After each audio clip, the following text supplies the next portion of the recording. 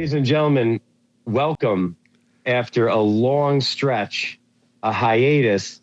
The Real Riff Boys, the Real Riff podcast is back, baby. My name is Bill Markey. And my name is Tommy Angelo. And we are so sorry for this long-awaited return, but here we are, and we are back, and we are back with consistency and a whole lot of shit to talk about. Yeah, there is a lot. There's a lot to talk about. A lot to talk about. And just to get right into it and to kick things off, we are going to do a little review, a little discussion about 2025, the year of film in review, I guess is what we're going to call it. Yeah, no, we've had some time to reflect on it too. We're about almost 2 months into 2026. So, yep. And we will also review our top 5 of the year, as well as some honorable mentions. Yeah, I have a lot of honorable mentions. Now, let's talk about the year in review to start. Mm-hmm. How did you feel overall? And also, too, this interesting for 2025 is this was also now was this your first full year being in film school as well? Yeah, no, this was like my first full year being in film school while new films are releasing and going and like having, I guess, like that fresh perspective that school kind of gives you. But I'm going to be honest, like film school doesn't really teach you much. It's more about what you make of it. It's more about what you do in film school rather than what they kind of teach you. I don't really learn good by lectures and everything. Like I've had like 2 classes that have had hands-on work, and those have easily been the 2 most beneficial classes that I've taken. So I was going to ask if you felt that film school had any sort of direct. It will 1000% change the way you watch movies, though. So I guess tread carefully there. Like I feel like you can never really watch movies the same way again once you've learned how they're made and the history of film and how bad that history kind of is. And there's a lot of things that change once I think you learn the ins and out of film. And I think they become a little less fun to watch. I'm not going to lie. Interesting. It does become a little bit more work. You kind of because it's almost like when you're watching a magic trick, right? You really don't want to know how it's done. I mean, you have that curious part of your brain that's like, oh, I do want to know how that's done. But once you know how it's done, it's not nearly as fun as it was. Okay, so this is going to be 13 years as a professional wrestler. So in terms of learning more about the business when you're in the business, gives you a different take, a different look on the business. Yeah. So I can completely understand, what you're talking about. You never really want to see behind the Wizard of Oz mask, You really never want to know the truth about the wizard. It's Yep. But we are in a day and age, though, where people love to pull back the curtain. I mean, to even go into wrestling for a second, anybody, and I've said this to you a couple of years ago, whenever it was, anybody who is interested, Netflix has a great series on WWE called Unreal. Oh, yeah, I remember this. They're about to do season 3 this summer, and they literally spend 1 hour per episode, 5 episodes per season, pulling it back so far. They have cameras in the writers' rooms. So, I mean, you get such a look at what it's like. You get that seat. You get that front row seat, essentially. Uh-huh. Exactly. So, interesting. Do you want to start us off how you felt about the year of film, which we saw a lot of movies together? Yeah, no, we saw 2025. I feel like the first half we saw like a lot of films together. The second half we didn't get around to as much, because. But not really. I mean, it hasn't been that much time that's gone by. I mean, we went to that film festival in October and it's only February. It feels like a long time though, and I think that is really reminiscent of like how I actually feel about 2025 film as a whole, because the way I feel about it is super duper positive. But when I was just going back on Letterboxd making the top 5 list, I realized that like there's a lot of cool movies on there, but a lot of cool but forgettable films. I mean, we brought up that Last Breath movie. I wasn't a big fan of that movie at all, but you loved it. But then right after you said you loved it, you were like, well, I did kind of just forget about it until you said its name, And to now go against that point first, not go against the point, but to zag a little bit. There's one movie, granted I rewatched it recently, that stuck with me from 2025, and it came out in like January. And a movie that stuck with me was Companion. Oh, yeah. That didn't stick with me either. I thought that was a great film. It just did not stick with me at all. And that stuck with me as a movie that was just like so much fun. like stuck to its own rules, like had a great cast. It just came out in like the weird month of January/February, whatever. The market, I think the marketing hurt that one for me. It just didn't make it as fun of a watch. The marketing hurt it from a story perspective, but it boosted it with sales. Totally. I'm not saying the marketing was bad in terms of what it did. Yeah. I think there needs to be a healthy balance of like protecting spoilers and marketing your film, you know? I mean, its projected earnings went up pretty high after they did, you know, like some reveals, which whatever, it's been a year that it's basically a AI robot, not a real girl. Spoiler alert. So we were talking about do you want to get into the top? Yeah, no, I think just honorable mentions. Yeah, I think for 2020, for just 2025 in a whole, it was a really cool year for film, but I also think a very forgettable year for film. Like, I don't think anyone's going to be talking about 2025 when it comes to like the, you know, top 10, top 20 years for film ever. You know, I would agree with that. Yeah. It just ultimately feels a little forgettable, and I think because like a lot of the movies are like very similar in theme this year, but different in execution. Like the Eddington, the Secret Agent, Sinners, One Battle After Another, The Long Walk. They all are very, very similar thematically, very dystopian, very about community, about culture, about, you know, the consequences of those things. It feels like a very unique and cool year for film, but I feel like it's not a very unique year for film, and it was actually very full of the same things. But like, I don't know, I still felt that overall it was a good year for film, and there were definitely some boundary pushing things, but I still don't think enough. I still think there was more there that could have been acted on or seen, or it felt like something was missing. I think we had some nice surprises though, of movies that maybe they're not going to stick with us for years and years to come, but like Roof Man and Caught Stealing were movies that you and me both enjoyed, but nobody's really talking about. I mean, I wish more people were talking about Roof Man. I feel like Caught Stealing is kind of like an airplane movie at the end of the day. Like, I think Caught Stealing just had too much going on for its own good. But Roof Man, I think, is like an excellent film. I think that was really, really, really, really good. And not nearly enough people are talking about that film or Channing Tatum's performance or anything of such. I agree. I mean, it's unfortunate, but then, however, I will say, like, at least going into my top 5 and honorable mentions, those are movies that I feel like these are some movies that will be staying with me. So granted, maybe overall as a year, I agree with you there. But for example, do you want to start with some honorable mentions? Yeah, sure. Bang out a few. So, I mean, also, too, credit to 2025 that, I mean, again, it's subjective, and a lot of people would argue it probably should be in my top 5, but it's my fucking list. So, you know, go fuck. But like for me, the idea that Sinners didn't make my top 5, it's in my top 10, is for me at least saying something. Because Sinners is one of the best films of the year, but for me, it's number 6 if I have a top 10 list. So that's, I mean, I don't have to say much or anything about Sinners. I mean, I just rewatched it. It's an incredible film. I think it's going to have an unbelievable time, as I'm sure you would agree, in a few weeks at as of this recording, at the Oscars. But I mean, it is also the most nominated film of all time, right? Of all time, 16 nominations. Yeah. Exactly. Do you want to go with an honorable mention of yourself? Sure. Did you want to talk any more about Sinners, or? I personally don't have to. I'll probably get more into my top 5 as opposed to that, but just banging out like, I mean, I got it. No, totally. I get it. Yeah. I definitely want to mention Jay Kelly as an honorable mention. This is distracting me because I'm looking at Weapons slightly in the background for those of you that are watching. No, it's totally cool that Weapons is more interesting than my top 5. It's okay. I'm looking. Sorry, go ahead. Sorry. So Jay Kelly, Jay Kelly really moved me emotionally, and I thought that movie was getting a lot of slack that it did not deserve. Like them kind of talking about it being this pretentious, you know, George Clooney, you know, fest, you know, him celebrating himself. I don't really necessarily agree with that. I thought he actually played like an aging actor, like pretty freshly. Like there wasn't anything super unique about it, but it felt somewhat fresh to me in terms of those types of performances. Obviously, we have hundreds of those types of performances, hundreds of this type of film.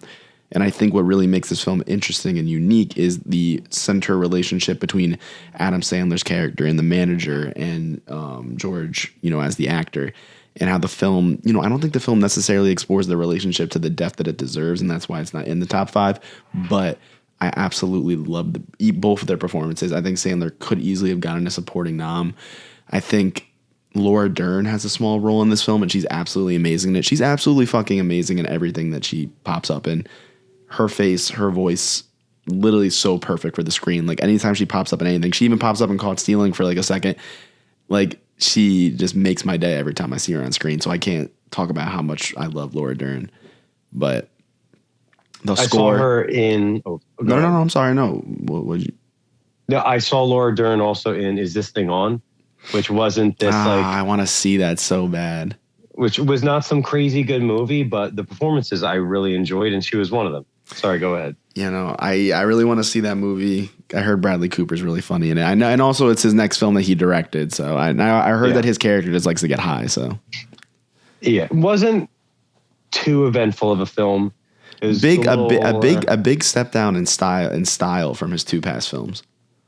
But I enjoyed it, but I certainly was not. My expectations were high. I think he was going for a more simple style with it. I could even tell that from the trailer, like very simple, focused story.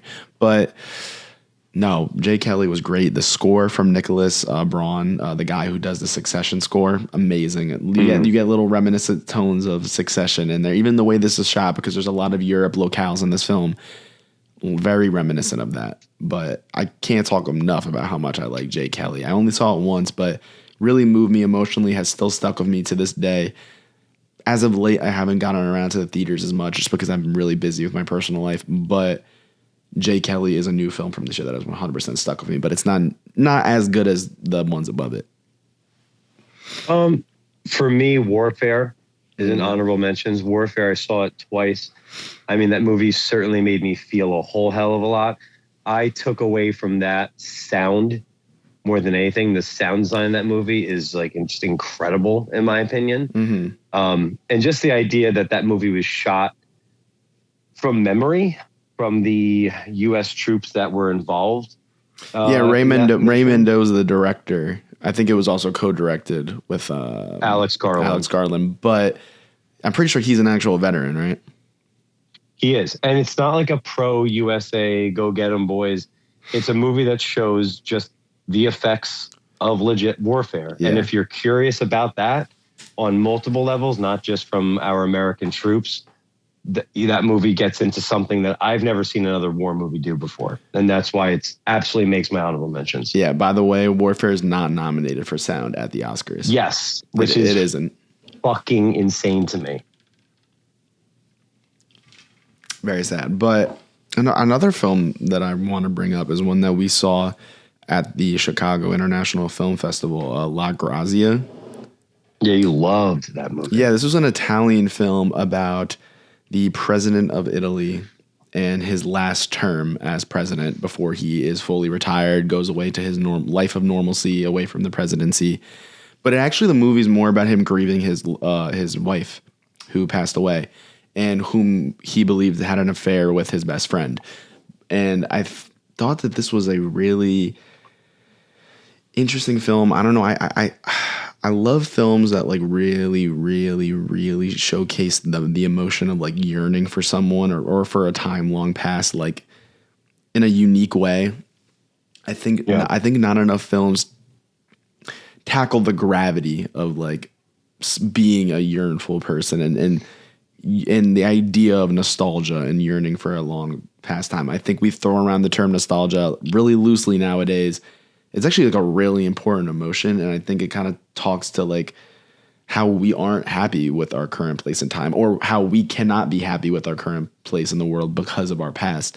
And I think this film beautifully explores that notion, and also the notion of moving past it and the tools and ways that you can do so. And this film does that all in a really interesting way through it. And that interesting way, that interesting execution is its style. the style of the film is very pop punk, very poppy, very rebellious. And that's a very good counter. It's a good counter to how professional the people and the stories in the film are, you know? It's almost like, you know, you have this layer of presidency and you would think that deserves some like royalty or some professionalism. And then a lot of the needle drops in this film are Italian punk songs. So it's really cool. Yeah. I will go, just since you brought up a movie from the film festival, I will, on my honorable mentions as well, The Voice of Hind Rajib, which is up for Best International Film. I don't think they call it Best Foreign Film. I think they call it Best International Film. Yeah, I believe so. Now, this movie had two individuals who worked on it from the film. It was one of the actresses in the film was there, and then somebody who I believe was a producer as well. And I saw that movie. You were not there for that screening, and I was like, I wish you were fucking here for this one. You were sick, unfortunately. And that movie, I remember the theater experience, which is always so high on my list of like how I rank a movie, is like, despite you are big about that. I'm big on the experience. That weighs heavily on how much I love a film, and that movie, I could just hear people like hysterically crying or quietly crying. I don't think there was a dry eye in the theater. It's based on a true story. I don't want to say much because I do think people need to see that film. It's basically about a rescue mission of a young girl who's caught up in the crossfire of oh my God, it's been a while since October. But let's put it this way: they use real life 911 like recording. Do you think they do that tastefully? Yeah, I do. I had to hesitate with that for a second. If it was like, is this what's really going to get people emotionally? No, I'm not trying to ask you a trick question either. It's not even really a dialogue about the film. I'm just curious. No, I'm going to say they do because I never saw it any other way. So I wouldn't want to now suddenly reimagine it as anything else. The movie worked. And I do think it's a movie that, I mean, I feel like if as long as you know what you're stepping into, it is a rough emotional time. It is a great, great movie with awesome performances. It was a nail biter. It was like a thriller, a drama, and just an emotional roller coaster ride. Just that experience and hearing what went into making the film from those that were there. And I know Brad Pitt and Joaquin Phoenix both saw the film and they got behind like funding it and like giving like a whatever, like more steam behind it. After they saw it at like a film festival, I think it was, if I remember correctly. It's been a while. But yeah, The Voice of Hind Rajib, or Hind Rajib, I might be mispronouncing that. Totally worth seeing. You need to see that movie. I really want to see that and Sarat, so I gotta get around to that. I also want to talk about, and I don't remember if you saw this or not, that Knives Out film, Wake Up Dead Man. Not yet. Yeah, no, this was a really cool murder mystery. This was definitely my favorite in the trilogy, and I think that's because it's easily the most nuanced of them. It is the one that goes the deepest into its themes. Now, I feel like the first one is a lot about class. The second one is kind of more about class and, fake friendships. And the third one, this Wake Up Dead Man, it really focuses on religion. And now religion is always a concept that's just going to hook me in terms of the exploration in film. And I think that's just because film is able to explore religion in a way that I feel it is not able to be explored in our real world. And it's because it's that idea of faith, And I think faith can never be played out in the real world because, when you're putting faith in something, you never really know if it's truly there or not. In film, faith can be answered. And I think that's like a really cool idea. And so I love when directors play around with religion in the way that Rian Johnson's able to take a cast such as this one. I mean, such an elite level cast. You have names like Josh Brolin, Jeremy Renner. This is also the Josh O'Connor show. Josh O'Connor, easily one of our biggest up and coming stars, especially with this. He leads this film full of A-list actors and blows them all out of the water. It's unreal. Wow. He has scenes of Josh Brolin in which he steals the scene from Josh Brolin. That's just the truth of it, in my opinion. But I also thought Josh Brolin was hilarious in this film. But I think this film is able to balance having a really good murder mystery because you have no idea how the fuck this one went down. I mean, Brian Johnson really plays it up. But there's also like 10, 20-minute scenes where it's just a fully, religious exploration, like really exploring the deep nuances of Josh O'Connor's character and his struggle and conflict of religion. I myself have always struggled and had a conflict of religion my entire life. So I'm easily going to buy into that. But I recommend this. If you weren't a big fan of that second Knives Out film, I think he will win you back with this one. Okay. Another honorable mention for me is Superman. Superman, I saw it a couple times in theaters. I've watched it at least once at home so far. That was just, we both had such a good time seeing it. And for people that watch a lot of movies and a lot of deep movies and talk about movies and think about movies, to just have a movie like, also too, to throw that in there, like Naked Gun, for me, it was just a fun, relaxing, awesome time at the theater. Superman was funny. It gave me hope, a further hope for the genre of superhero films or just DC as a whole. But to see David Cornsweet lead a film, to see Nicholas Hoult do what Nicholas Hoult does best, Rachel Brosnahan. I think he's my favorite part of that film, by the way. I think he is too for me. And like Rachel Brosnahan. He's so good. Like I want to watch the Marvelous Mrs. Maisel now because of Rachel Brosnahan. It was just a fun movie that didn't take itself too seriously, but I wasn't like looking at it like just a cartoony joke. I was still invested in the characters. The movie still made me get emotional at times. It just made me have fun. And I loved that movie. And it makes me excited for the second one, Man of Tomorrow, next year, where Nicholas Hoult, as James Gunn has said, it's not a Superman movie. It's a Superman Lex Luthor movie. So I'm excited to see more Nicholas Hoult in a bigger role. I have one more honorable mention before I'd like to get into my top 5. Yep, that was it for me. I was actually going to say real quick, from an experience, The Whole Bloody Affair, seeing that, I'd actually put in my top 10. Yeah, no. And that's an honorable mention. All right, listen, if we were really Kill Bill. ranking that, that's probably the best film I saw in theaters this year. So, yeah. I mean... You saw that? I did, yeah. Whole Bloody Affair? At the Music Box. They played it about a month and a half after the theatrical run. And guess what? I saw it in 70 millimeter. Ooh, I saw The Whole Bloody Affair in the most authentic way it can be possibly seen. It can be possibly seen. Gotcha. All right, so what is your last honorable mention? So I would have also included Roofman, but I feel like we talked about that enough. That one, just really go seek that film out. I believe it's on Max or some one of the streaming services. I did too, but it's so worth your time. Beautiful Channing Tatum performance in that film, and a really, really, really unique and interesting true story that it's based upon that you should definitely check out. But my last honorable mention before I want to get into my top 5 is The Long Walk.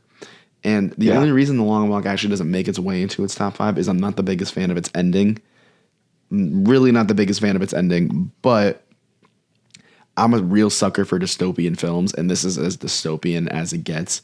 It's a more, I think it's a more unique idea as opposed to like the Hunger Games and whatnot, because the Hunger Games is just people fighting and it's like so open in general. This is like a walk, and like in like it really puts you right next to your competitors, and you're forced to talk to them to like have like a passable time, or to like, people need social function to just exist. So it literally is so demented that it forces you to talk and grow relationships with your competition.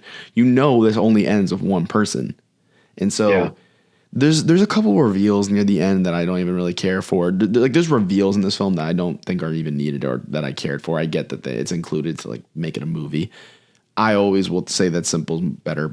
But regardless of like the unnecessary complications that I think arise in its third act, this is still a really brutal film, and it's so engaging.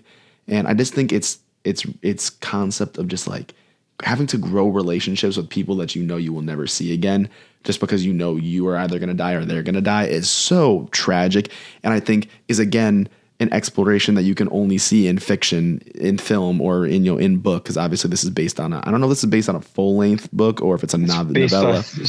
I think it's Stephen King. Or a short story. I know it's Stephen King. I just because you never know with him. Is it a short story? Is it a novella? Is it a novel? I think it was a book. So, I think one of my clients read the book. It totally could be. I'm just blanking right now. Yeah. But I think these are the types of stories that can only be explored in art and can never arise in real life. So I think this is it's such a unique story. I think it's so worth seeing because I think it's a more specific look into dystopia and into these types of relationships, other than more mainstream things like Hunger Games and stuff that's like that stuff that is reminiscent of this. One thing I'm noticing before we get into the top 5, I was just making notes on this. And granted, I'm sure every year in movies you could probably look back and find some names I'm about to throw out there and make comparisons. But something that just struck me about the year of 2025, at least in my opinion, is we're starting to see some more upcoming names that I think we're going to. I know who you're going to talk about here. So, like, for example, I'm just going to throw some out there. Again, The Long Walk, we had Philip Seymour Hoffman's son. Cooper. And we have, who's the other kid? Johnson? Yeah, it's Cooper. You're thinking of Cooper Hoffman and our boy from Romulus. Yeah, what's his name? David Johnson. Yeah. Warfare.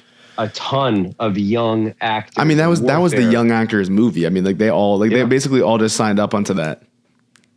Jack Quaid leading 2 movies in Companion and the movie where he can't die. I forgot what that's called. It's called Novocaine. Sophie Thatcher as well from Companion. David Cornsweet leading Superman. Josh O'Connor, as you said. And no, we have our new class. Our new class of Hollywood is here. And then you do have, not to just to also throw out there, you have Odessa Zion stepping forward from Mars Supreme. I have the biggest crush on Odessa. She's beautiful. I mean, even like Rose Byrne and Amy Madigan, like not having anything in resurgence. Yeah. Yes. Tiana Taylor making a huge splash. Talk about it. Yeah. Because One Battle, I just saw her in Ben Affleck and Matt Damon movies. Chase Infinity. Chase Infinity, she didn't get nominated, but she will have her time. I assure you. Like, she will have her time. And like, even just like somebody stepping forward who's been around for a bit, but like the way that like, okay, you have, not that he's moving aside, but the idea that like, I think the 2026 Oscars, there's a representation of this, of like the new class versus like the current older class, Leo versus Timmy. Like, it's almost like Timmy leading the way of like the current newer class. I do feel that Timmy will be like the Robert De Niro of his generation. Right. Like it's only gonna get bigger from here. I don't see a point in which he is not working in Hollywood. I mean, even look at The Rock coming forward with Smashing Machine. The movie didn't gross well, but Christopher Nolan said it's his favorite performance of the year. But that's what I mean. That movie is full of really authentic performances. Right. So just something I thought was worth pointing out, like, as I was noticing, even what's her name was all over the place this year. Julia Garner, between Fantastic Four and Weapons, like her stepping further and further into the spotlight. Just like some cool shit I was noticing. Oh yeah, I forgot. She's Silver Surfer, right? Right. Damon Idris in F1. Just like some younger people, just like he's really famous for that show Snowfall. Oh yeah, I have heard of it. I know nothing. Even my one friend's watching it right now, so he was telling me about Snowfall. Or like Jack O'Connell stepping forward even bigger out of Sinners, and then you're seeing like the older class, like, oh yeah, don't forget Delroy fucking Lindo stepping forward and now catching a nomination for what he did in Sinners. In terms of like resurgence or somebody getting some more proper recognition. Yeah. I'll have a lot to say about that nomination when we talk about it. So we spent a lot of honorable mentions. So yeah. There's so many good films to talk about from this year. It's There's. All right. I'll start us off as we're getting to our top 5 and we'll count it down to 1. I'll go with number 5. We could trade off. It is Surat, which is now being released in certain cities. Surat is a movie I also saw at the film festival the same day that you were sick, which bugs me out. Surat is getting a lot of press. Yeah, I feel like I missed like the first, like that half of the festival you saw. I feel like I missed like so many bangers. And then the world punished me by watching Dry Leaf. Surat blew my mind. I don't want to say much about it, and I'm glad I can't say much about it because I'm excited to hear more and more people see it. I jumped on my Instagram the moments after I saw it at the film festival and raved about it. People have been asking me at my gym, what's the name of that movie again? And I'm like, oh, just watch it, Surat. And that movie takes you on a fucking roller coaster. The director, who I can't think of his name just now, did an interview on The Big Picture, which was awesome to hear. And that movie just takes you on a fucking roller coaster emotionally that a movie did not, I don't think, all year take me on like that film. I don't want to say much about it. It is nominated for Best International. It's got, I think, Best Soundtrack, I want to say. It's nominated for something in music, I want to say. It's caught a few nominations, and it's totally worth it. The movie talks about a lot, has a lot of topics. I will not get into any of them right now. Just see Seurat. I can't wait for you to see it. All right. So, yes. My number 5 is a boring one, at least to talk about as of now, because it's so highly talked about, but it is Sinners. And I couldn't not put Sinners on the list. Weapons came in at number 6, so it just didn't beat out Sinners for me. But Sinners, I think, is easily the film, I think, on this list that takes like the biggest swings, and I have to respect that. Whether it paid off or not, these are the types of films that I want to be seeing made. I mean, just to talk about it, the entire film has so many swings, but I think the biggest one is that scene, is that like one. I believe it is. It's almost a wonder, but when it just goes through all those eras of music, and the film is so full of just spirit and life and culture and connectivity, and like that's all just showcased in that one scene. Like that was like the most, like I've been just entranced by something in a theater this entire year. I still think back to like sitting in that seat with like a sold out audience and IMAX, seeing like that unfold. Even the way it was using the aspect ratios, I mean, expanding when the action was taking place, like making aspect ratio feel like a centerpiece of the filmmaking process is really interesting, because usually aspect ratio happens on a more subconscious level. Most of the time you never even notice when aspect ratio changes unless you're really paying attention. Unfortunately, one of those things that changes when you go to film school and you learn more about it, and it's something that you'll pick up on like that. To the untrained eye, though, cuts happen so quick you don't really kind of see when aspect ratio changes. This film uses it as a tool and uses it for the audience to see, and I thought that was really unique. But this film, I really just love it for its performances, the ways that it's so perfect in its performances, and it's even very what's the right word? Just the fact that it has like a 45-minute prologue of just straight plot before anything happens in terms of the actual plot of the narrative, like that feels like the, you know, the studio being able to give, you know, Ryan Coogler his what's the right word I'm looking for here? They're giving him a lot more to do. You could tell that he's squeezing the lemon a lot more than he would be on his other films. You know, Creed doesn't have a 45-minute prologue that sets up its narrative. You know, this is a film that gives that much grace to the characters. I mean, you literally have 45 minutes with them before the film actually starts. And it doesn't feel like the film's talking at you to set it up. Like you're invested in all these scenes. It's not like it's so well done. But the fact that it has all those little perfect niceties while being able to take big swings and still not feel like it's too overly stuffed or complex, I do think it could have maybe benefited from a more focused narrative. But I appreciate how almost clunky the film is, you know, because it still works. Oh, sorry. I just showed it to somebody, and when the vampires hit, she was like, "This is a vampire movie?" Yeah. Like, and not in a bad way.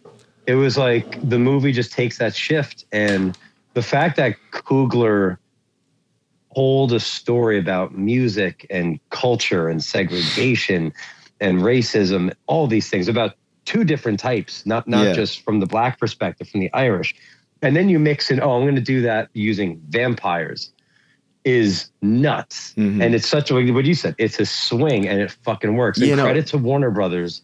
Yeah, credit to Warner Brothers for really getting behind this movie. But that's why it had to make it on my list. There's no other films this year that are taking the big swings in a studio film, no matter like this film is. Like this film is very punk rock in that way. It's like it's a studio film that is taking swings that studio films do not take, you know. And we Warner need Brothers did that. That's why I'm glad that I know, but you know they did it with multiple movies in 2025. Yeah, no, they were very interesting this year. Their workflow and what was coming out of it, but I had to put it on the list because I know it is kind of a boring movie to talk about nowadays because everyone's talking about it, but it's still important to recognize, even though it's maybe getting a little tiring to talk about, how boundary pushing this film will be in terms of the future film landscape. That's all I got to say on it, though. Agreed. Number 4 for me. I mean, I love the fact that like this movie had to be 4 for me. To me, that just says something about like for me personally how much it was hard for me to put together this top 5. Yeah. Actually, one battle after another, and I know it's somewhere on yours, so we'll just save that for when you get to it. That's all you got to say? No, we'll okay. I'm sure we'll talk about yeah, I still want to know why it's here on your list. Oh, I'm sorry. For me, God, I mean, the different, oh man, I mean, the different tones in that film, the things that it wants to talk about from a political perspective to, again, culture to even like the whole family perspective, you know, the whole family storyline of like, you know, it's also like a daddy-daughter movie in this weird fucked up way. Like, and the idea of like, just in my mind too, it's also a movie a little bit about like identity crisis. Yeah. Yeah. Like, and then you tell it in this absurd, comedic, twisted, sometimes like horror-like. It's got some great set pieces. It's a thriller. It's an action movie. It's got so much shit rolled up into it. You have an incredible performance, of course, from Sean Penn. I think Leo is like, this might be my favorite Leo role. Mm-hmm. Like, I just love everything Leo's doing. Benicio del Toro, anybody who knows me knows I'd walk into the water for him. He's incredible. Just, again, for me, too. I've never really seen Tiana Taylor in much. She was great. Chasing Finney's a revelation. The way that movie was shot. There's images from that movie that I can't stop thinking about, like in the night when they're jumping rooftops. The ending scene where it's like the hill chasing and whatnot, and the way that I felt like, even seeing it just regular format, I still felt like I was on a roller coaster ride.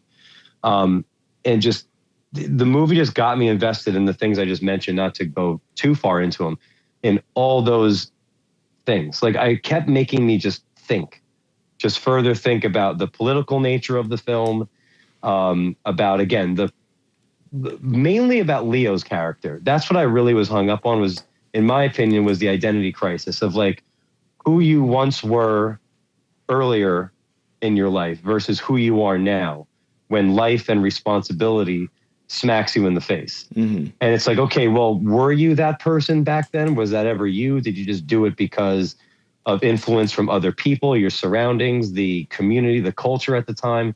Like, was that ever just you, or did you join the bandwagon and now you've changed? Or was that you and you've just evolved? Like, that's just what I take from the movie. Like, I still don't know watching it. I'm like, was that Leo the whole time, or did he just change? Because there is a line, it's very small, but I picked up on a rewatch, where after he's got that great scene where he's like, I don't know the fucking time. And then he goes, fucking liberal pussy, or something like that. I'm like, hang on. I was like, for him to say that, given what he was when the movie started, I was like, so has he just changed? Or I think it is a good look into how time can pass you by and who you become, you know? Right. And I'm glad that you talked more about him, because he's the character that I didn't really connect to in the story. I connected to someone else. So I don't really have much to say about him. I loved his performance, obviously, but I think I connected to a different part of one battle after another. So it'll be interesting when we talk about it, yeah. All right. And what's your number 4? So my number 4 is Eddington. And this is my favorite Ari Aster film for sure. And honestly, it was just really cool to see a window into who we were as a country, and like as a people and as a culture in 2020. The hysteria, the confusion, the violence, the anger, the conformity, And turning it all into comedy, it was such a good way to look at it. It's such a genius idea for a script, personally. And also just to be able to see a filmmaker that I adore like Ari Aster get his hands over a Western, that was awesome. Seeing what a modern Western in that, like, to me, having a Western take place in 2020 is so perfect, because most of the stories of the West, the big, Western films, especially like spaghetti Westerns or whatnot, like films like Once Upon a Time in the West, or even if you want to bring it into the video game medium, video games like Red Dead Redemption 2, these are stories about, and usually this is kind of what happens with the West. It's about the romanticization of the West, and about how a lot of the characters in those stories are always yearning for the time of the West, even though they're in it, but it's passing them by, right? And I think to take that idea and put it into the 2020s is really interesting, because I think, we are still living within the consequences of 2020, right? Mm-hmm. So when we're looking into Eddington, these characters are just dealing with it, and that time is just passing them by. And it's interesting to see that instantaneous reaction, because we are the example of what the long-term reaction to it has been. And so to take the idea of exploring time from Westerns and put it into 2020, I think that's literally genius, Yeah. And the consequences of being in a certain time. But the performances, the turns that the script takes, the film molds into totally different tones throughout the story. Act 1, Act 2, and Act 3 all have different tones. Yeah. I'd say Act 1 is very set up. Act 2 gets really dark. And then in Act 3, it's probably the funniest film you'll see in theaters. And then the ending is a nice blending of all three tones. So I think it's a really unique story, and a really good window into that time period that I think that we needed for ourselves, because I think sometimes we can learn from looking, into the past, even if it hasn't been that much time, it's only been 6 years. I still think we can learn a lot from our reactions to that time, because what if another 2020 happens, right? We need to be well equipped for that. We need to know how to react to that, because we've seen the consequences of the instantaneous reactions and the long-term reactions. So if we were to get into COVID again, or a COVID-like event, we need to be prepared on how to act, And I think movies like this are actually important to watch, because we can learn from that.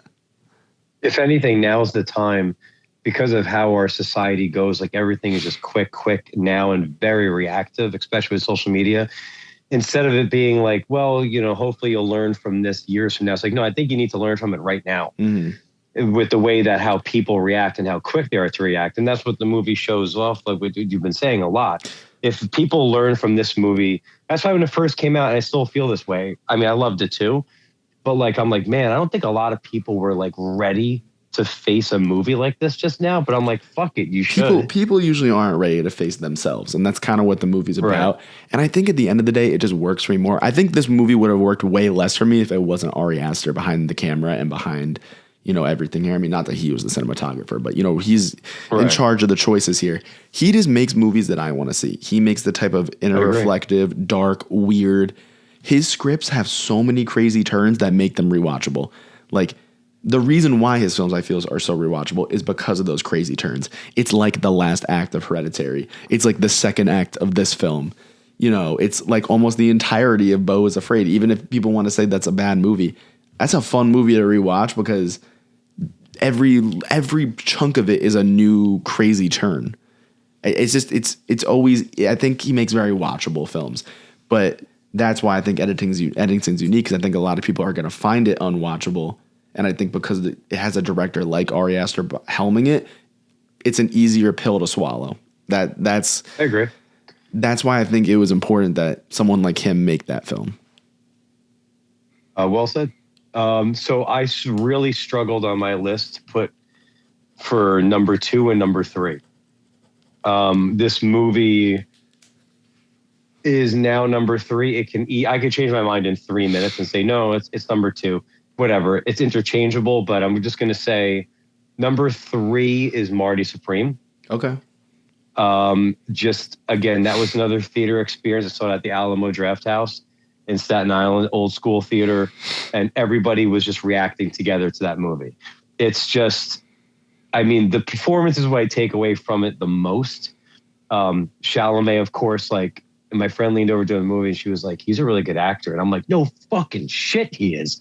Like, and she hasn't seen too much of Timmy, but I was like, oh, yeah, he fucking is a great actor. Like, of course, like, it's his movie. He owns it. But again, Safdie doing what they did so well in Uncut Gems is just making it seem so real and so raw and organic. Just picking the big heavy guy who makes the ping pong balls, like Safdie's friend. Like, it's just injecting these real life, you know, even what's his name? Who's the director that's in the movie who plays the gangster? Who wears the oversized suits, the guy with the dog. He's like a real life director. Oh, yeah. An actor. And a criminal in real life, too. And Abel something. It's like Abel something. Just, it seems so genuine, the film. The note Abel Ferrara? I know what you're talking about. It's on the tip of my tongue. If it comes to me, I'll say. But I can't think of it. The guy who makes the orange ping pong balls in the movie, the one who's like, you know, like it's not the Marty normal ball, it's the Marty Supreme ball. That guy. Yeah. He was from that YouTube channel that records people. Go ahead. He was in a clip. He was literally in one clip from that YouTube channel that records people outside of basketball games, and they recorded him outside of a Knicks game, and he was screaming and cursing. And then I think Josh Safdie was just like, "Oh, we got to put him in the movie," and that's why that's it. I love the casts in the Safdie brothers films are always amazing because they have such a thing for faces and like finding real, authentic people who exist and look like they exist in our world and remind us of the grimy underworlds that exist within our world. That's why they like their films look so authentic because their casting is like top notch, you know. Even the guy, I didn't know this. We didn't talk about this. The guy who steals the dog and who has the shotgun. That's Penn from Penn and Teller, the infamous like magic duo. Yeah. Like, I'm like, what the fuck made him think that that's the guy? And like, even he has a knack for getting people in there. Mr. Wonderful, Kevin O'Leary, who's not an actor. He had to fight apparently to get Kevin O'Leary. And Kevin O'Leary, in the scenes he's in, steals the movie. I mean, in my opinion, like when he's on screen, you're like, it's the Kevin O'Leary show. When you have him and Timmy on screen together, it's like electric. It's like they're it's nuts. The way they build conflict with each other is amazing. Yeah, and insane work for Kevin O'Leary, who's a non-actor. And it takes so much. It takes that tension of Uncut Gems where it's like, you've already hit me with so much, and now the bathtub falls through the fucking ceiling. I remember the whole theater going like, like it just keeps going, you know. It keeps going, and like he's such a complex character who has so many fucking bad qualities to him, but at the same time, you're like, I'm cheering for this guy, and to watch him evolve through the movie, as opposed to how Howard in Uncut Gems does not evolve, like is like such a cool, like you're almost like in the beginning, you're cheering for somebody who you really shouldn't like in a way. And throughout the movie, you're just like, no, fuck it. I'm pulling for this guy. And you just keep. I would argue though against her point. I don't think Marty grows throughout the film. No, Mm-mm. Really? See, I thought he learned from every experience, and that's why the end, it's like he accepted, I'm a dad now. I have a different interpretation of that ending that I'd like to talk about. Really? Later. So it's on my list. So we'll get to it. But I have a different. We'll get to that. I do think it is a realization, but not a realization that you're thinking of. But we can argue. Okay. We can argue because it's supposed to be interpretive. So it's not. There's no right answer here. But is that all you had to say about it? One other choice that Safdie made. Yeah. To put the movie in the 50s. But mainly use 80s music. 80s needle drops. Yeah, awesome choice. Unbelievable mix of just like, I'm sorry, but you're number 3. My number 3 is The Secret Agent. Definitely the best international film I saw this year. And simply put, it's the cast. The cast is insane in this film. Mostly people you're probably not going to know of. I forget her name, when we have the Oscar talk, I'm going to bring up the actress's name. I'm forgetting her name right now, but I'm going to have the research next to me when we talk about her. But she like runs this like house for these people. The little old lady. Yeah. She runs this house for these people who are hiding out from the Brazilian government. You know, this is taking place during the occupation in Rio de Janeiro in Brazil. And I think this is a very different side of the coin from that film, I'm Still Here, which was one of my favorite films of 2024. That was exploring this exact time period. But this is more of a surrealist action comedy drama take on this thing. This is I'm Still Here has primarily one tone. This film, like Eddington, feels like it has a goddamn near 8 tones. You know, it's unreal the places that this film goes. There's cutaway gags, almost like Family Guy in this film. And then there's really brutal moments of grief in this film. And then there's insane Mission Impossible level action chase sequences. And it's like all of it is executed and shot in a grounded way. So there's a lot of surreal elements in this film. Like, its opening scene feels very surreal. It feels like a David Lynch opening scene. And it just sticks with you. I wish I forget the director's name behind this film, and I wish I had like that encyclopedic brain to just say I know it, but I don't. Forgot his name. I will when we have the Oscar talk, I will have all these names, so I'm not butchering it. Yep. This is really off the dome, but that director is able to balance tone so well in this film, and I think it makes for a really interesting companion piece to I'm Still Here, in which you're exploring this same horrible, disgusting tragedy of an occupation, but from a different side of the coin. And this film has so much irony. I mean, the title of the film, The Secret Agent, is an ironic joke. It's like, God, it is really, really, really something. And the biggest standout of this film is Wagner Moura. All I want now is more Wagner Moura. This is like the Wagner Moura show. He's so utterly good in this film. If this wasn't such a stacked year for the Oscars, I would say fucking give the award to him.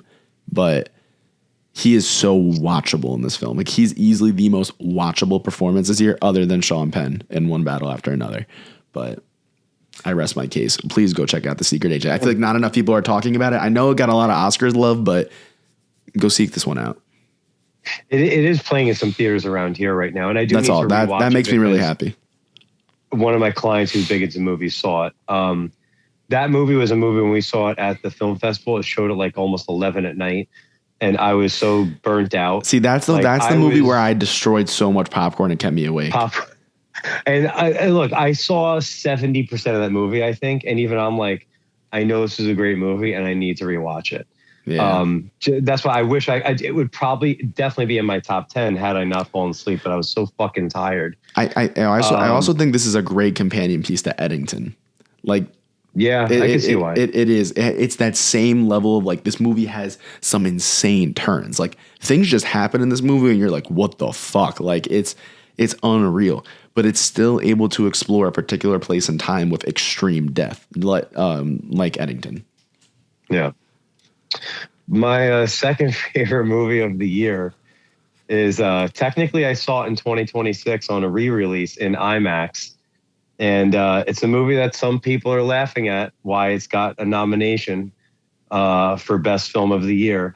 And the reason why it's number 2 is because I even went as far as to make sure I got a physical copy of it, because I do think it needs to be appreciated on 4K and Ultra HD, and that would be F1.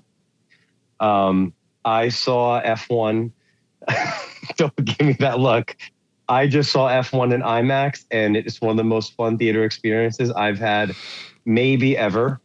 I was roped in from the opening song, which I've been listening to the soundtrack before I saw the movie. So Hans Zimmer. I put you onto that. Hans Zimmer had me from yes, you did. Hans Zimmer had me with the score already, and seeing it in the IMAX blew my mind. And I was talking to somebody who I work with. She works at the front desk, this little woman, Christine, who just loves movies. And she said, I saw F1. And she's like, and I kept thinking, why did he like this movie? She goes, it's just so simple, such a bro film. And I'm like, you know what, Christina? I think that's why I liked it. It's just a movie. I hear and feel it, Christina. From the beginning to the end, it's a movie that just, it's simple, it's tropey, and I think that's what I just wanted from it. It's a movie that just fucking happens. It doesn't make you go too deep into thinking. It's just fun. it got me so invested in the races, the way they shot the movie. Hearing how they shot it made me respect the movie even more. I just fucking loved it. It felt like an old school, like we're just having a good time. We're driving real fucking fast, having good action, a few good laughs here and there. Again, it was tropey. It was tropey. It was pretty simple. And maybe that's what I liked about it. It was a movie that just wasn't that overly much of a thinker for me. And I was just having fun with it. And I love the movie. And there's a sequel coming out. And I'll be there the first fucking day that movie comes out. F2, whatever the hell they're going to call it. I'm in. I'm sure you'll be there. I will fucking be there. I wanted an Apex jacket. I looked up to see how much they were. Like, just because I love movie merch. And you know that. And I loved F1. It worked for me. I can't wait to rewatch it on 4K. Like, I think that's what it was for me, was visually. I was so pulled in. I, at one point, was grabbing my seat and going like this. And like during the final race sequence, I'm like using the terms now. I'm like, box. Like, and I was like, I was in on it. I fucking loved it. I really did. I just loved it. It was fun. F1. And you said you thought I was fucking kidding when I said how much I love this movie. Yeah, no. I have a lot to say on F1. I'm going to save it for our Oscars conversation. All right. My number 2 is... I love how you just like... let's just end this. My number 2 is One Battle After Another. I've said my piece on this film. I think it's easily the most culturally relevant film that we have out right now. I think it is speaking to a lot of the atrocities that are taking place in America right now.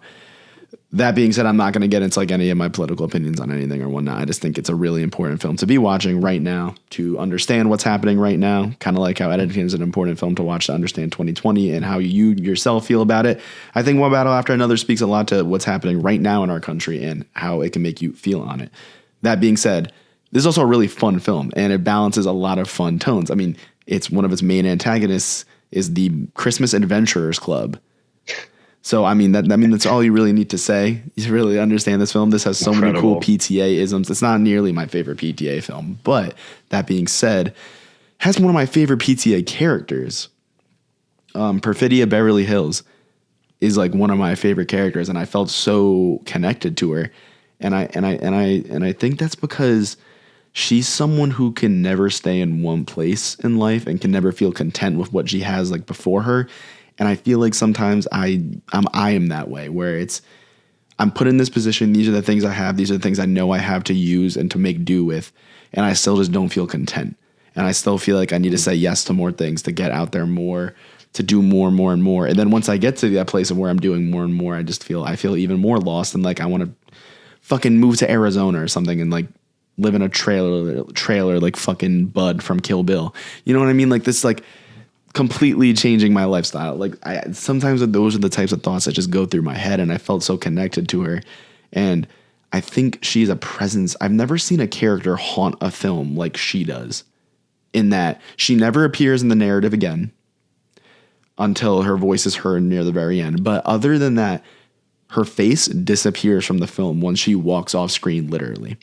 And I've never seen a film use a character, like build the character up like that, completely remove them from the narrative, but their presence haunt that story and answer so many key lingering questions about that story and its characters, like One Battle After Another does. I've just never seen a screenplay do that before. And I want to find more films that do, but that felt like the most capturing part of me to this film. Like, Teyana Taylor's performance is so unreal, and that opening prologue, like the first 45 minutes of the film, might be like my favorite parts of the film. It's edited so fucking brilliantly. Like, oh my God, it's amazing. And then to talk about some of the other performances, I mean, obviously Benicio was like the greatest in this film. Just like your complete dude bro character. And, you know, he has an Oscar nomination. Yeah, he has an Oscar nomination. Does he say, I got some real Harriet Tubman shit going on? Yeah, I got some Harriet Tubman shit going on. Favorite lines. No, that entire sequence within those apartment buildings is unreal. That entire protest scene. Cross. Yeah, no, I think the film was originally called The Battle of Bacton Cross. I think it was too, actually. I think I did hear that. Yeah, no, that's really cool. But, I mean, even like little in-universe jokes, like Sisters of the Brave Beaver, them being nuns who like grow weed. It's like You know, it's that is such a cool little PTA idea. Even the Christmas Adventures was a part of the narrative that wasn't from the original book that he added in. That's such a PTA thing to add, you know? You know, like your villain being a group of white supremacists that are called the Christmas Adventurers Club and literally say, Hail Nick. Hail Saint Nick or whatever. Hail Saint Nick. Like that's amazing. There's so many cool little ideas like that. And then you get to Sean Penn. Easily the greatest performance of this year, the most watchable performance of this year. You cannot take your eyes off him. He is so dedicated to this character. It feels like the most lived in character of this year. He has so many mannerisms, the way he walks. I know you bring up like the Vince McMahon comparison, obviously apt, but it just feels so lived in. It feels so real. His face. Just like, the tight shirts, like everything is so perfect. Yeah. You know, Chase Infinity, Leo DiCaprio. Obviously I didn't connect to Leo as much as I wanted to in this film. His performance is still amazing. It's just I got so charmed by Teyana and her character. Like the entire movie, I was just wondering, like, where's Perfidia? Where's Perfidia? But that is kind of the point of the film, and you're just kind of seeing all the other characters reckon with the decision that she made to leave the narrative. You know, this is like everything that plays out in this story is a consequence of her actions, and I think that's really compelling idea to think about when you want to judge these characters, because I think, you know, obviously they're the protagonists of the film, but they also are, you know, like essentially terrorists. So it is kind of what you as yourself, I think this film, it lets you kind of judge these characters for who they are and showcases their lives on such a longitude of a level where it's not as easy to judge them and call them villains, right? It's not as easy. And I think that's a really cool idea. So that's why I love this film. Such a really fucking cool movie. Anybody who knows me knows my favorite movie of the year, my number one. Also, the more I thought about it, in a reverse way, has a presence that lingers over the film until you meet her at the end. And like you don't realize it until you see it, even though she is in the opening of the film. You see her shoulder when they're showing Alex from behind talking to the police officers in the movie Weapons, which gave me, again, Amy Madigan as Aunt Gladys. There she is in Lego form by this custom Lego maker. I want to wear my Gladys shirt, but it's in the wash. Her presence lingers over the film in the first half until we get rewarded with her presence. It is kind of like a reverse Perfidia effect, you know? Yeah, in the third act. And Amy Madigan and Tiana Taylor will be going head to head for the Oscar for Best Supporting in just a few weeks. Tiana won the Globe. Amy Madigan's been cleaning up like everywhere else. So it's going to be it's going to be very, very, very interesting. It's going to be because they're also not like the two biggest horses in that race. You have all the sentimental value performances. So you know, it's Renat Rensby. that one that is easily the most confuddling Oscar for me. I have no idea who's going to win. No idea. Well, I'll be recording my reaction live for the content purposes of our podcast if Amy wins, because I will attempt a backflip off my coffee table possibly if she wins. But that movie it just really took me. We saw it in the theater. We were jumping around during that film. We were tense. We were literally watching it like this. No, I think that probably was like my funniest people were watching me watch that movie. I was so like out of my fucking. That was during Together when you jumped around. No, I know, but even in Weapons, I was still fucking terrified, dude. Oh yeah, we were sitting in the back of the theater for Weapons. Yeah, we sat in like the chairs that you aren't supposed to sit in. The handicap. We sat in the handicap. We did, and they were open. And I mean, I love the movie. I love all the things the movie wants to talk about. I love the way it's filmed. All these performances by, again, like here comes Julia Garner. Here comes a seasoned veteran like Josh Brolin. Here comes Amy Madigan, who hasn't been in something in a long time. And her husband, Ed Harris, said, I feel something's coming along. Just hang in there, hang in there. And then you have this young director who, in Zach Kreger, who just like Coogler, Warner Brothers, getting behind him to make this movie. The way Alden Ehrenreich just reminds you, like, hey, I'm a really good fucking like actor. And again, Amy Madigan making a return and having this performance that just, Gladys is being like, people are doing TikToks as her. They're dressing up as her. Obviously, I mean, it's a character that's sticking. They're making a prequel about her that Zach Kreger himself is involved in. Yeah, let's talk about that, because I know you're really excited for that, because I know you love Aunt Gladys, but I love Aunt Gladys too as a character, but I feel this is so unnecessary. I don't get this. I don't think there's any. I think adding any context of who she is as a character will make her a very uninteresting character. And I'm sure her performance will be great. I don't see any way in which I find that film beneficial. Who's to? Oh, sorry. I mean, who's to say she's going to be in it? Depending on how far back they're going to go with Gladys. That is true too. We may not.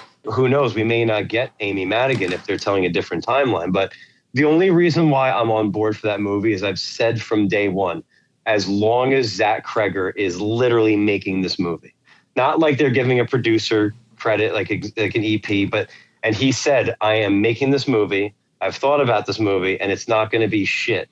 Meaning, I think he knows people are going to have, and some reservations. Yeah. And the fact that Kreger, and I don't feel like Kreger is the guy who would risk his baby in weapons for a paycheck. The guy's got Resident Evil and 2 other scripts he's getting ready. Yeah, I will say I'm much more excited and interested in his Resident Evil film. And he said his favorite script, he hasn't even made it yet. He's like, I'm still sitting on my favorite thing. Yeah. I don't think I trust in Kreger's. I don't think he would risk the legacy of what the character, the movie, whatever you want to call it, the impression it's made. I don't see him being a guy who would just roll out a prequel unless he fully believed in it. Yeah. And that's why, and I trust in that. Somebody could say that's bullshit, it's just about money. All right, but I don't think that's the case. I think Kreger has something for this film, and I'm excited to see what he's got.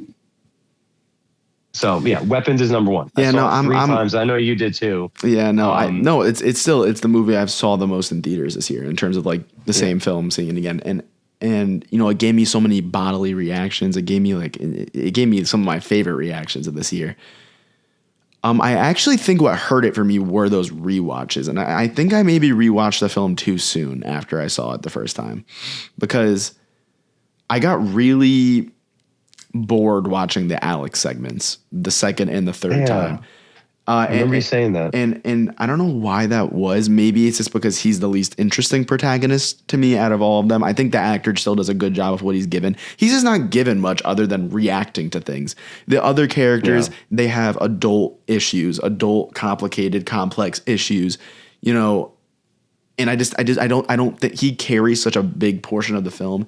And I don't think he's, the first time you're watching it, what's carrying that segment to me is the reveals. That's where the huge, big reveals of the film are happening. So you're like, whoa, engaged. And it's interesting watching these reveals from the perspective of a child. You get to that second and third time rewatching it, especially right after it came out.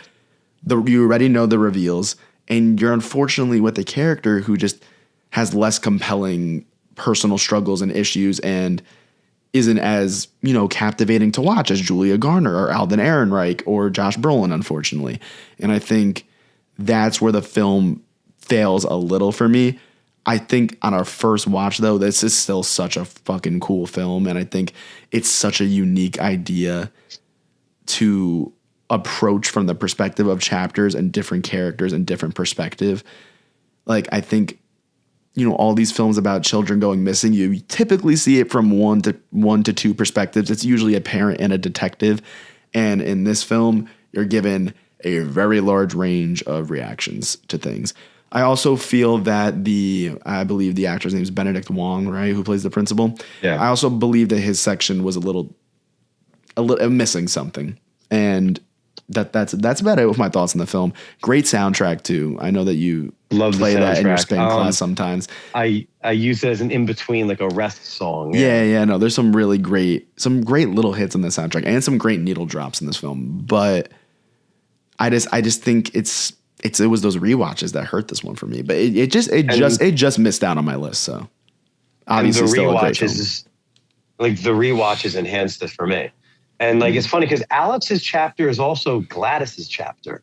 They really show her introduction and how all of this was set up. Gladys is built primarily around that Amy Madigan performance. I mean, you don't really learn much about her other than that she's dying. So I just don't find her character to be as compelling as the others. 2 other things about the film, then I'll shut up. It's got one of my top 2 funniest moments of the year in theater. Cinema. Yeah, I forgot to mention that. One of them being Brolin's "What the fuck" when he has the nightmare, That's right up there with the Naked Gun where WWE superstar Cody Rhodes, like, you killed my brother. It was that could be thousands of people. And they go through the whole, you shot him in the back. So you're Tony Royland's brother. Like that, if you remember that sequence, those two sequences are my funniest moments of the year. But Weapons also has my favorite scene of the year. And it blows my mind. They must have done it in one take because I can only imagine the blocking if they had to reshoot that scene where Gladys is running and they're tracking that kid behind her. Unreal, through the unreal yards. cinematography in this film. Yeah, running, and they had to do that in one shot because they had to fucking set everything up if they didn't get that right the first there were time. so many memorable and surreal imagery in the film too. Like the AR in the sky is such a haunting visual to me. Like that is a haunting ass visual to me. It is. The entire Brolin dream sequence is haunting. I still get goosebumps thinking about like the first time she was on the ceiling or the dream sequence for him. My boss, I love my boss. To this day, she's like, we turned it off. I made my boyfriend turn it off when she was on the ceiling. The shot of her in the woods waving too is Austin really Abrams. scary. I will say though, someone brought this point up to me about like why she was appearing in the dreams and why she appeared in the woods and why they were doing these things. And I actually thought that was a good point. I'm like, that is like the horror movie isms of the film is like her appearing in their dreams and stuff. I didn't find it in universe good enough reason as to why she was appearing in these places.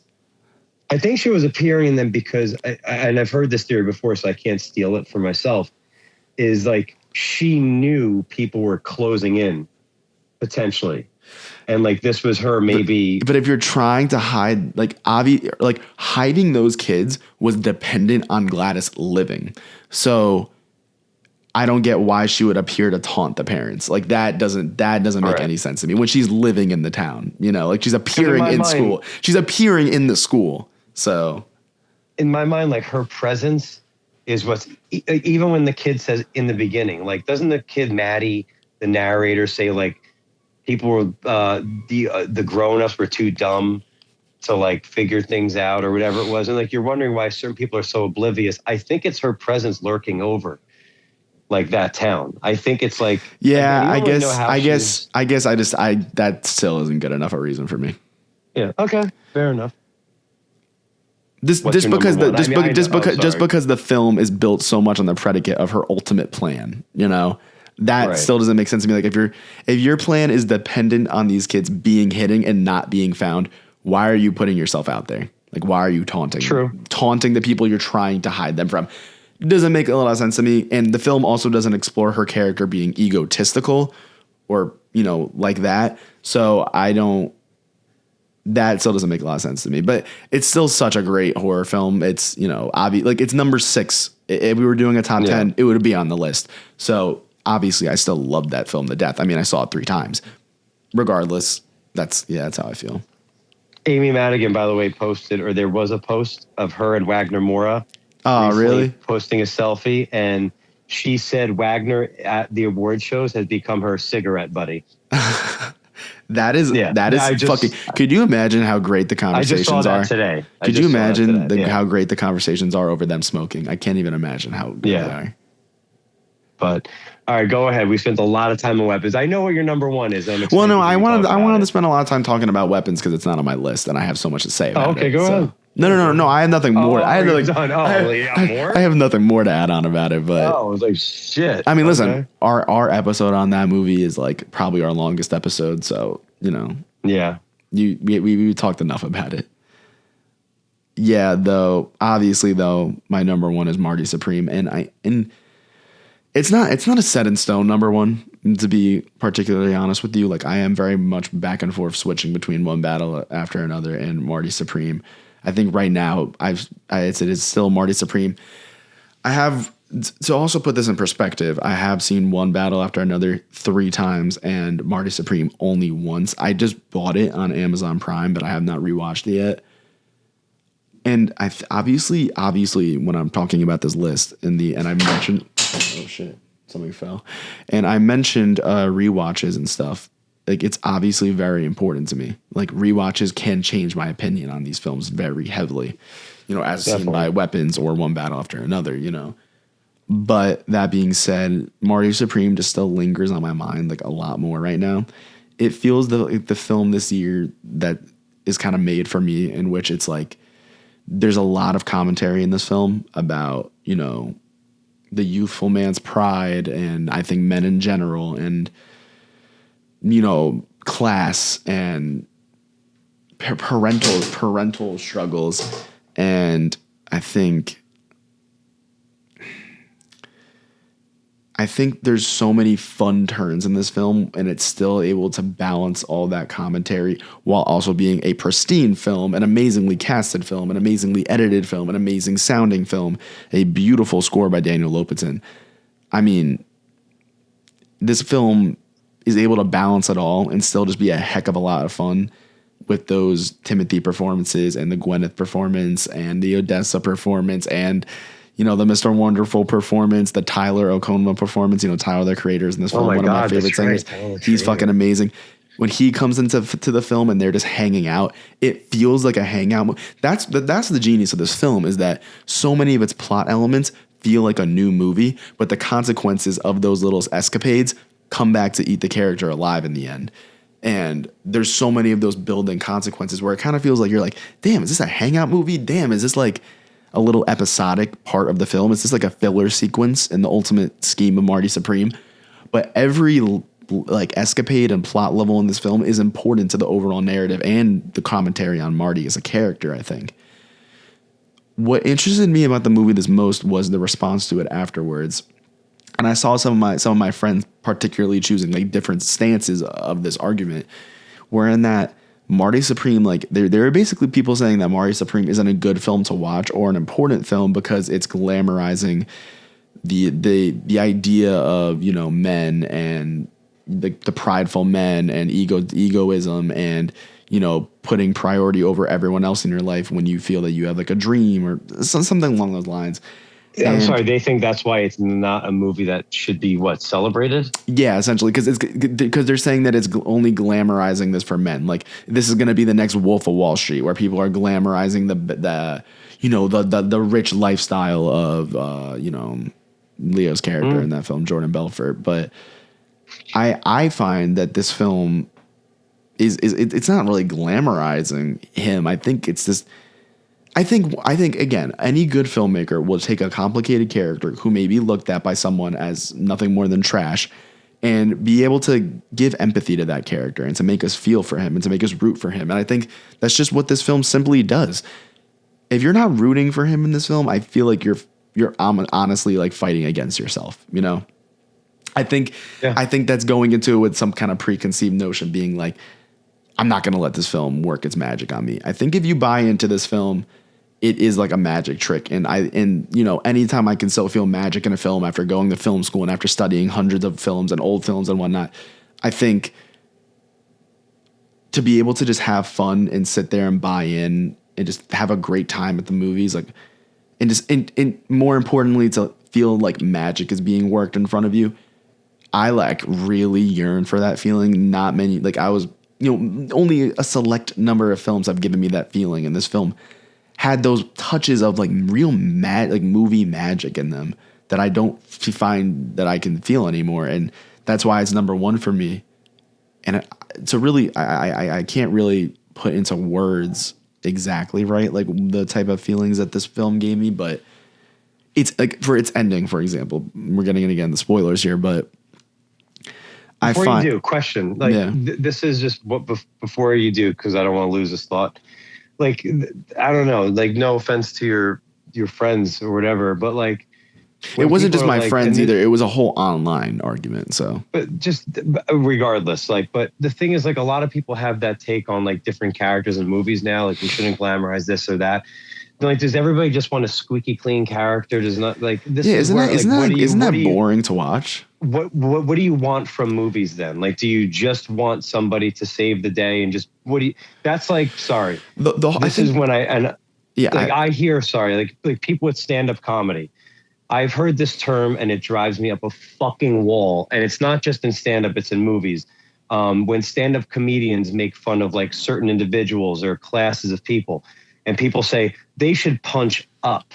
and they should only make fun of people in high society and this or that. I'm like, it's fiction. It's a joke. They don't mean it, or there's something to learn from it. It's not just like, it's like, it has to be squeaky clean. Nobody can be a little like, you learn. Like if I watch Marty Supreme, I'm watching, oh, that's also partially what being so, you and me have talked about the dangers of being obsessed with a goal. Mm-hmm. And like this movie shows that. Like the dangers of being like, yeah, you're driven, but what is obsession and how far are you willing to go for it? And what comes at the expense of the obsession? There's something to like take from this movie. No, because I think shit if he's squeaky clean. Sorry. I think believing in yourself to the level that Marty believes in himself is such an admirable quality for someone, but you can't be lost. You need humility still, right? Like you need to you need balance. And he's also a young kid, though, too. Yeah, no, and I think this is an important thing. He's doing this at a young age. And I think that's also an important note to remember. And also, if you're paying attention to the movie, it doesn't seem like he has a good home life. He didn't grow up in the best area. He's scrappy. Right. He's fending for himself. This is all he knows. So there's a lot of commentary going on in this film that I think people are just not paying attention to, and they just are quick to villainize Marty. Obviously, he's not a great person, but to be frank, most of us are not great people. And also, everything that we see from people in real life is their sanitized versions of themselves. That's why in film is the most important way to explore amorality, because no one's able to, the writer doesn't have to put shields up around people, like we just are seeing their authentic selves. You don't know, you could meet someone on a dating app, think they're the coolest, nicest person, and go on a date. It's perfect. You think you just fell in love. Give it 3 weeks. Learn their authentic selves. Movies are able to show us that quicker than we are to find it out in real life. This another perk of being able to make movies and being able to experience shit like in stories like that. That's that's why it's important to tell stories about people like Marty Supreme, because we aren't able to find a lot of Marty Supremes in our life, and it's an important cautionary tale. There was another movie that was on like the tip of my tongue. I mean, for like the most basic example of that, it's like, what about somebody who like the world loves, like a Batman? It's like, yeah, I'm cheering for him, but he's also he's not that much better than the villains. No, yeah. I mean, like even some of our most favorite like IP characters, the opposite of Marty Supreme, like, like you see Ben Affleck's Batman branding people so they get killed in jail and beating them until they're nearly senseless. But people watch that and they're like, get them. It's like, so it's like, you can't have one and then complain about the other. Yeah, no. In my opinion. And also, I think the true genius and magic of this film is the casting. The casting is on a different level here. Oh my God, now see my brains is spinning with all the shit that I want to gush about this movie, because we didn't have an episode about it to talk about. But like, true. There's a particular piece in the score. It's called, I believe it's either called Vampire's Castle or Dracula's Castle, and it's referring to the line at the end of the film where Kevin O'Leary's character is like, I was born in 1601. I'm a fucking vampire. I've seen so many of you. It's the song that plays when Marty sneaks into his house, and the song is literally called Dracula's Castle, because it's like referring to him as a vampire and it's his home. Yeah. And I thought that was such a cool little detail of Daniel Lopatin naming the score that. But that particular piece in the score is so good. And it plays when he's like ascending the staircase and like looking around the party, and like it's just, the score is like elevating with him ascending, and it's like there's so many little niche perfections like that in the film. And the fact that it's able to balance everything else so perfectly, and we're able to have such a good time with it while still balancing that commentary and having those little like perfect mixtures in there. Like, this is, to me, it's like a perfect film through and through. I literally, from everything across the board is perfect, and it's able to balance every level of tone, not feel clunky. That's kind of the best film of the year, But the character is what like I yearn for in movies, or it's like one of the characters where it's like, man, they're giving me reasons on paper to not cheer for him, but I'm cheering for him, and I'm almost conflicted about cheering for him. That's the importance of amorality in film. Like that is the importance of amorality in film. Like we can never truly. How can you truly love someone if you don't really know who they fully are? And like to really fully know someone, you have to know their amoral side. You have to know what they get up to behind closed doors. I mean, but how many of those people? I bet you all of them who had that same take on Marty probably enjoyed the scene, even though you find out it was all a lie, where he stands up for Odessa and nearly smashes that guy's head in with a trophy. Yeah. I bet you all of them were like, yeah, but technically he nearly just killed somebody. Exactly. But I bet you during that scene, everybody who complained about Marty as a whole, they probably cheered for him like fucking crazy when they thought that guy was like a woman beater. So even though Marty technically didn't call the cops and go about the right way, he nearly beat his brains in with a bronze trophy.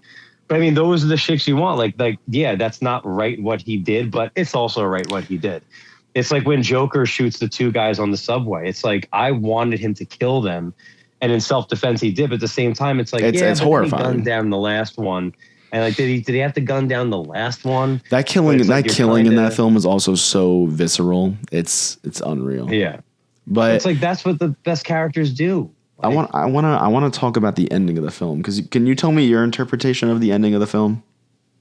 Okay, so where Uncut Gems is very much, here's a series of potential learning lessons, and Howard takes nothing from it to the point where he makes such a dumb decision that seemingly works on paper, then he gets, spoiler alert, killed for it.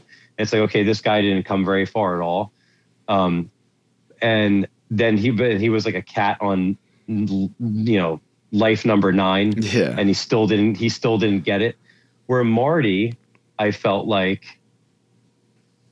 he learned his, I'm more intrigued to hear your take on this. I feel like Marty took something out of every experience he had that humbled him, including, which that was a legit scene, Timothée Chalamet actually took it on the ass, that beating that Kevin O'Leary gives him with the paddle. Like, I feel like he was humbled throughout the movie. And by the end of it, like, even when he was told you're not getting in that big tournament, and he still just got that victory, which doesn't count for anything, but he got that victory that he wanted so badly. And it's like, okay, I feel like when it was time for him, when he faced his son, I feel like that whole movie led up to the moment where it's like, he's learned what's really important at that point, and now it's about being a dad. Yeah. Like, it's like, it's done. I'm not Marty Supreme anymore. Like, or whoever he's about to become. He's still a young kid. That part of my life is over, and I've learned from near-death experiences, loss on the ping pong court, whatever the hell you want to call it, and then it led him to this, like, this is what it's about. It's like when they say, like, I'm not a parent, but when they say, like, everything, like, stops, your life changes when you become a parent, then you find out what's really important. To me, that's what that last moment was. And one more thing, I saw it with my friend, and she actually was bummed out that the movie didn't have a happy ending. She was like, oh, that's how they're ending it? I wish it ended, like, fucked up. Like, I was like, what? I'm glad. Like, this is a beautiful ending. Like, he's looking at his baby, and the baby's looking at him. And, like, I don't know. I took from it that he learned what's really important. He tells Odessa at the end, I love you.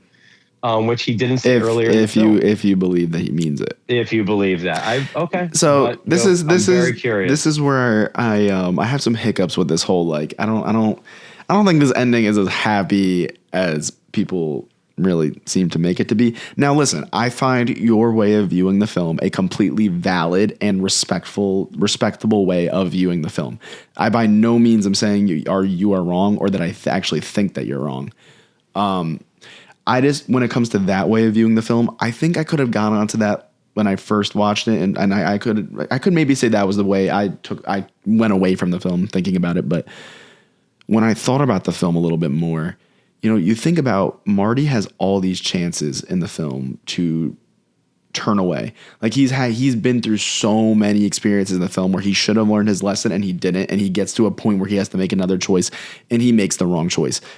And he does that up until the very end of the film. I would say in the climax of the film, if the Marty that you're saying he was, that had changed, that had learned, that had everything, would have actually just walked away from the competition and realized that the victory against Endo was an empty victory and is really actually only satisfying the people who don't want to see him win. But I think, he was still so hungry for that win, he had to keep going.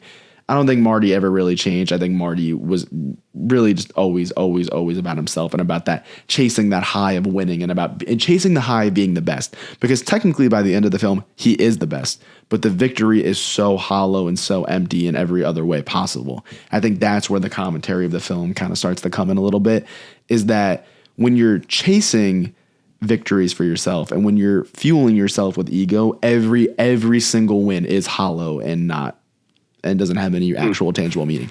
That's kind of how I perceive it. But when it comes to that ending and he's viewing himself and he's viewing that baby, I have two ways that I like to look about it. Now, one way is that moment where he cries is just a shocking moment. It's up until this point, every victory in his life has been hollow and emptyless, but this is something that he created that could be good, that could be molded and shaped into something good. And I think that was just his instantaneous reaction to that idea of him crying.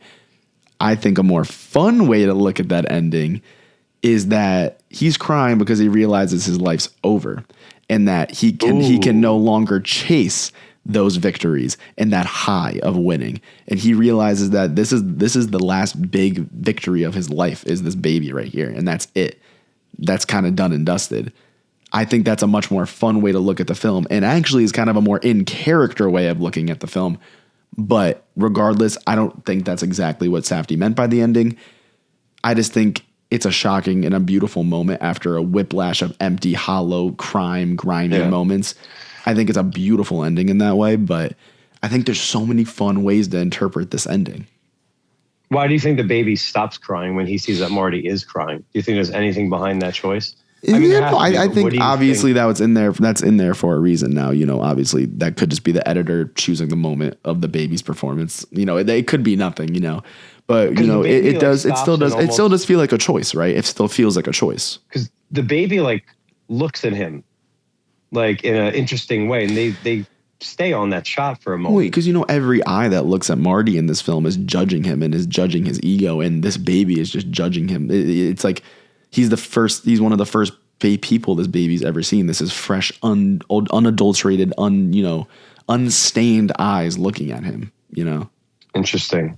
Oh, okay. I think there's so much to think about with this film, and because you can watch it on any level. You can watch it as a fun sports film. You can watch it and take away its commentary. You can watch it and be moved by its ending. You can watch it and not be moved by its ending. There's so much to this film. I think it's the number one film of this year, and I think it deserves that apart from any Oscar it deserves. Give it that casting Oscar. I know it's the new Oscar this year for casting. Yeah. Give it that Oscar. This film fucking obviously deserves it the most. I agree. I think it has a hill to climb for casting, not because I don't think it's as good as the others. I just think because you're going up against a lot battle and Sinners. Sinners. Yeah. Sinners. I feel like it's going to be Sinners. It is going to be. I do fear it is going to be Sinners. Yeah, and it deserves it. Not that I fear, because it does deserve it, but yeah.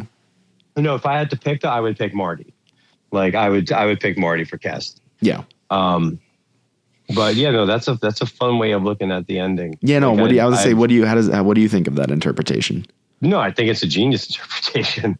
I think that actually makes a lot of sense. I don't have any pushback on that whatsoever. Mm-hmm. I think that ending makes me I'm going to take that into account.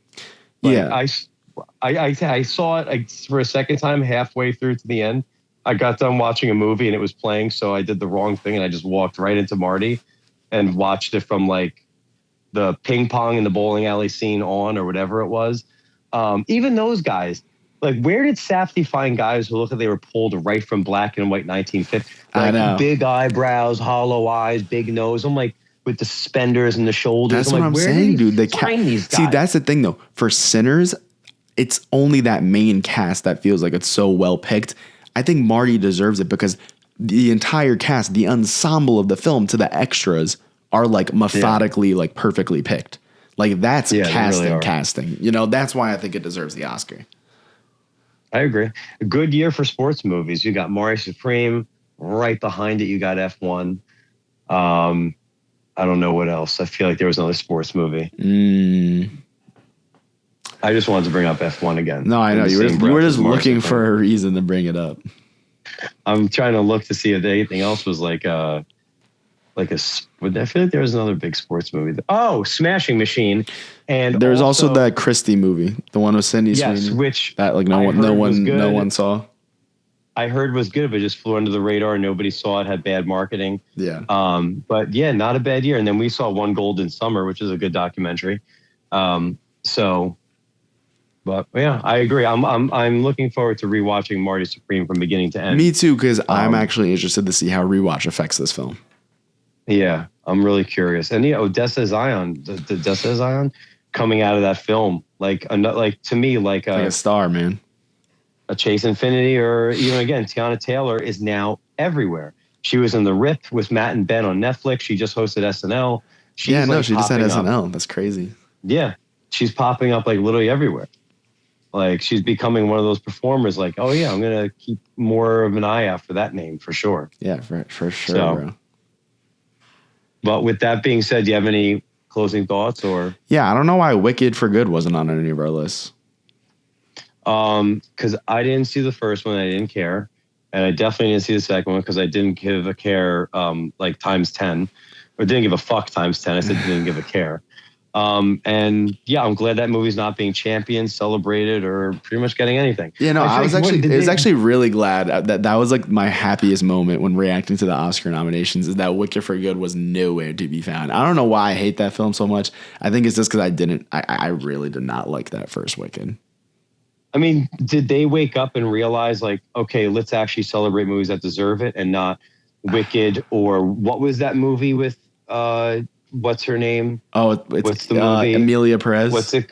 Yeah, Emilia Perez. Dude, that was the Oscars villain last year. Oh my God. Yeah, like fuck that. Like, sorry, I'm not talking about what the movie's about, but like, I don't know anybody, including some huge critics, who liked that movie. It was just a movement. It was a movement that like the Oscars brought upon. Totally. So, but with that being said, now we look forward to the biggest release of the year. I feel like this was a great great retrospective on 2025 as a whole. Yeah. It wasn't just the top 5. This was like a whole retrospective. Yeah. And now we look forward to the biggest film of 2026, Avengers Doomsday. So you are, yes. No, I'm kidding. I'm not. It's not. It is the Odyssey. But no, I just want to see what you say. But yeah, but we will be getting into 2026 and a look towards what I think will be one of the biggest years in movies by far. Because of Avengers. Yeah. Avengers, a lot of IP, but there's also some cool shit coming out this year too. So, but all right. So that's it, folks, for 2025 year in review and the honorable mentions, the top 5 of 2025. Yeah, that was a lot of fun. That was a lot of fun. So we're back. Stay tuned for more. And especially in a couple weeks, we'll be talking about the Oscars. So as for now, I am Bill Markey, and this is Tommy Angelo. That's right. And we'll see you next time, everybody. Don't forget to like, share, follow, subscribe, all that. It's been a while. You know the deal. Thank you, guys.